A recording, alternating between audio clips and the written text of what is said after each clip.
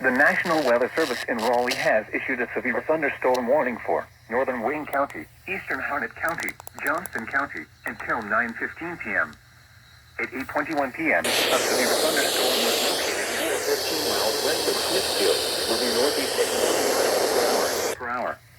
Hazard, 60 miles per hour wind gusts. Source, radar indicated.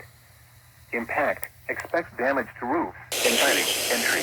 Locations impacted include Smithfield, Clayton, Angier, Benton, Micro, Selma, and Irwin. straight line winds can blow down trees, power lines, and damage mobile homes and other buildings.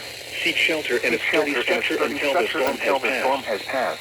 Stay away from windows as flying debris generated by damaging winds can be deadly. Continuous clouds to ground lightning monitoring with this storm. Move indoors immediately. Lightning is one of nature's leading killers.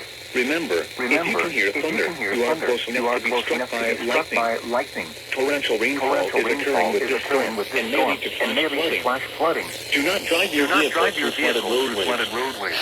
Repeating, the thunderstorm warning has been issued until 9:15 p.m. for the following counties: in North Carolina, Johnston, and Wayne.